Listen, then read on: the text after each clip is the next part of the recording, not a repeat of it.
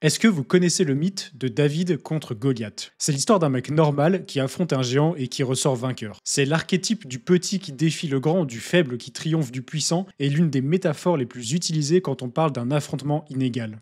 Récemment, on a eu littéralement une démonstration de ce que ça pourrait donner si ça se passait dans la vraie vie. Imaginez un monde où une petite start-up chinoise fait trembler les plus grands noms de la tech avec une avancée en intelligence artificielle qui pourrait tout bouleverser. C'est pas de la science-fiction ni un récit biblique là, c'est la réalité. Les CEO d'Apple, de Microsoft et même d'OpenAI sont unanimes, c'est vraiment impressionnant. Alors DeepSeek, d'accord, très bien, mais nous on parle de crypto, alors en quoi ça nous concerne exactement? Vous allez voir, la sortie de cette nouvelle IA va potentiellement avoir un impact majeur sur nos chères pièces virtuelles. Les deux domaines sont plus intimement liés que ce que vous pouvez penser. Bon alors il s'est passé quoi exactement? On est le 20 janvier et le monde de la finance est secoué par une nouvelle complètement inattendue. L'arrivée de DeepSeek R1, un modèle de raisonnement développé par l'entreprise du même nom et qui apparemment serait très performant. Ce modèle sort un peu de nulle part, à part quelques passionnés et experts du secteur, personne n'avait vraiment entendu parler de DeepSeek dans le monde occidental. Et forcément, cette annonce a été un véritable séisme dans la communauté internationale.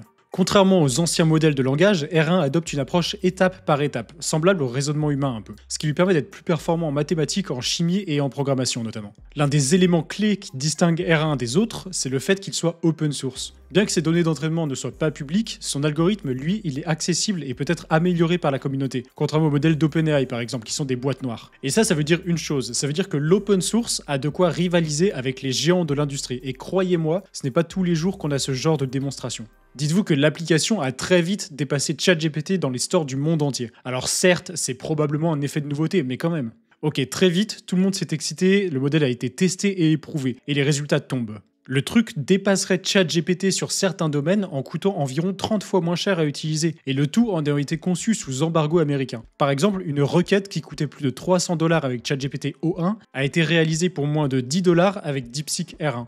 Et même au niveau de son développement en fait, qui est estimé à 6 millions de dollars contre plus de 60 millions pour le modèle équivalent de Meta. Alors on ne va pas discuter ici de si ces datas sont exactes ou pas, parce qu'en vrai la littérature scientifique est encore en construction. Le modèle est encore tout nouveau et va falloir que la poussière retombe un peu. Surtout que d'après certains, ils n'ont pas été tout à fait honnêtes sur les moyens déployés pour développer leurs produits. Pour cette vidéo, acceptons de ne pas avoir toutes les données et admettons que ce soit vrai, parce qu'après tout, une IA moins chère et plus efficace finira sans doute par arriver un jour ou l'autre. Mais bon, sachez quand même que je sors pas ces chiffres de mon chapeau. Ça vient d'une publication dans Nature, à savoir l'une des revues scientifiques les plus prestigieuses au monde. Bref, c'est pas très important de toute façon. L'important là, c'est que DeepSeek a foutu un sacré coup de pied dans la fourmilière en prouvant que l'efficacité ne repose pas uniquement sur la puissance de calcul brute. Et aussi que David, c'est-à-dire une petite startup comme DeepSeek, pouvait venir en face de Goliath, c'est-à-dire OpenAI entre autres, et les provoquer en duel. C'est un tournant dans la compétition mondiale de l'intelligence artificielle. On avait l'impression que les États-Unis disposaient d'une avance monstre dans le secteur. Mais en réalité, DeepSeek nous a prouvé que, pas tant que ça. Et en vrai, ça va plus loin que ça, parce que ce jour-là, DeepSeek a aussi montré que les actions liées de près ou de loin à ce domaine étaient peut-être un peu, voire très surévaluées. Et ça n'a pas loupé, Nvidia a littéralement dégringolé de 20% en l'espace de quelques jours. Je sais bien qu'on est en crypto et que, ça va 20%, mais rendez-vous bien compte que Nvidia est capitalisée à plus de 3000 milliards de dollars, et que l'année dernière, elle a même brièvement dépassé Apple dans la liste des entreprises les plus valorisées au monde. C'est plus de 600 milliards de dollars qui ont été effacés de la market cap du titan de l'industrie des puces électroniques. C'est le plus gros drop en l'espace d'une seule journée de toute l'histoire des États-Unis. Bon alors évidemment, le monde de la finance traditionnelle a été bien impacté, surtout la tech. Mais pourquoi Bitcoin et les cryptos dans ce cas? Alors déjà, il y a une corrélation entre la big tech et les cryptos. Je vais pas vous faire de dessin, mais c'est un marché technologique aussi, et forcément, voir les gros se faire siphonner, ça en fait paniquer plus d'un. Ça déclenche des liquidations, des ordres de vente, bref, un mouvement classique de marché court terme, vous me direz. Aussi, il faut bien se dire qu'aujourd'hui, au niveau de la tech, il y a deux énormes champs de bataille entre la Chine et les USA. C'est l'IA et évidemment les cryptos. Et pas que, mais ça fait indéniablement partie des principaux. À son arrivée au pouvoir, Trump a été clair. Il veut maintenir le leadership technologique américain et considère ces deux technologies comme cruciales pour garder cette position. Ça, on le sait. C'est une véritable guerre technologique qui se joue avec deux paradigmes radicalement différents. L'approche américaine met l'accent sur l'innovation du secteur privé et fait confiance en quelque sorte aux grosses entreprises du secteur. Et la stratégie de Xi Jinping se concentre sur le développement contrôlé par l'État qui intègre les deux technologies dans les ambitions économiques plus larges de la Chine.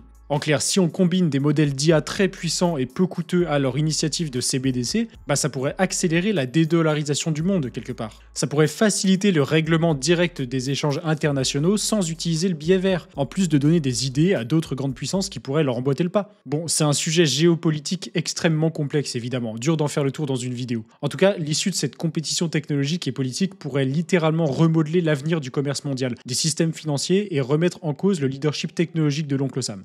Alors d'accord, la Chine vs les USA, très bien, mais il n'y a pas que ça en vrai. Parce qu'on l'a bien vu, les sociétés de minage ont elles aussi pris un sacré coup après l'annonce de DeepSeek. L'action de Core Scientific, une grosse entreprise de minage de Bitcoin, a par exemple drop de 30% dans le même laps de temps que Nvidia. Et la raison elle est plutôt simple en fait, que ce soit Core Scientific ou même d'autres gros acteurs du minage de Bitcoin, ceux-ci avaient signé des accords pour diversifier leurs activités vers le calcul haute performance lié à l'intelligence artificielle. Alors là je vais vulgariser, mais les deux activités, que ce soit le minage et le calcul haute performance pour l'IA, elles font pas mal sens dans une stratégie de diversification. Je vais prendre l'exemple de Core Scientific justement. Le minage de Bitcoin, je vous l'apprends pas, c'est une industrie qui est extrêmement cyclique, dont la rentabilité dépend fortement du prix du BTC et de la difficulté du réseau. Lorsque le prix de Bitcoin chute et que la concurrence s'intensifie, les marges, elles diminuent et investir dans du nouveau matériel devient de moins en moins rentable. Core Scientific, historiquement, c'est des mineurs, et en tant que tel, leur activité est vachement corrélée au marché crypto, qui peut être sujet à énormément de volatilité. En diversifiant son modèle économique avec l'hébergement de calcul pour l'IA, l'entreprise assure une stabilité financière accrue en sécurisant des contrats de plusieurs années. Par exemple, l'accord qu'a signé Core Scientific avec CoreWave prévoit des revenus cumulés de 6,7 milliards de dollars sur 12 ans, avec un flux de trésorerie bien plus prévisible que celui du minage de Bitcoin. Un autre facteur déterminant dans cette transition, c'est l'optimisation des infrastructures existantes. Core Scientific dispose déjà de vastes centres de données dotés d'une grosse puissance électrique. Ces installations, initialement conçues pour le minage, partagent de nombreuses caractéristiques avec celles nécessaires au calcul haute performance de l'IA.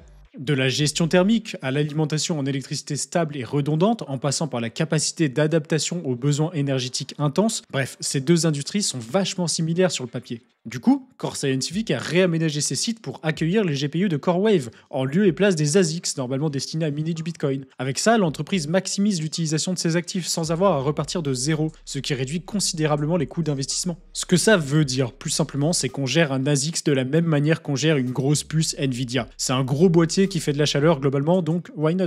Et donc le coût d'investissement est vachement amoindri. À la place de tout reconstruire de zéro, on réutilise les infrastructures. C'est aussi bête et méchant que ça. Enfin, cette diversification s'inscrit dans un contexte où la demande en puissance de calcul explose littéralement, notamment avec la montée en puissance de l'intelligence artificielle générative. Les grands modèles de langage, comme ceux développés par OpenAI par exemple, nécessitent des milliers de GPU de dernière génération, et les fournisseurs de cloud computing comme CoreWave cherchent des infrastructures capables de répondre à cette demande. C'est pour ça que certains mineurs se sont positionnés à la fois pour pérenniser leurs activités en diversifiant, mais aussi parce qu'il y a une demande énorme de ce côté-là, tout simplement. Le truc, c'est que tout ce beau petit monde n'avait pas trop prévu que DeepSeek se ramène, tape du poing sur la table en mode les mecs, on va faire comme vous faisiez avant, voire mieux, mais avec beaucoup moins de ressources et avec du matos moins puissant. Alors votre petit deal sur 12 ans, là, c'est plus si intéressant que ça. Et forcément, les infrastructures de Core Scientific sont spécialisées dans l'accueil de GPU Nvidia, du moins pour la partie IA. Les accords signés pourraient être renégociés si jamais le marché évolue trop. Et un autre risque, c'est que l'infrastructure en elle-même de Core Scientific perde en valeur. Bah ouais, parce qu'aujourd'hui, la valeur du matos Nvidia pour le calcul spécialisé dans l'IA est largement gonflée par un marché qui n'avait pas un acteur comme DeepSeek dans le scope. Si la demande pour ce genre de GPU haute capacité venait à chuter sévèrement, grosso modo parce qu'on fait mieux avec moins cher, ça pourrait nuire à leur business, et indirectement au business de ceux qui ont investi sur ces machines, ou bien qui leur fournissent des infrastructures, comme Core Scientific justement. Bon, et puis en plus, il y a tout un sujet autour des IA décentralisées aussi. Ok, DeepSeek est open source, mais je vous l'ai dit, les données d'entraînement ne le sont pas, et ça pose question.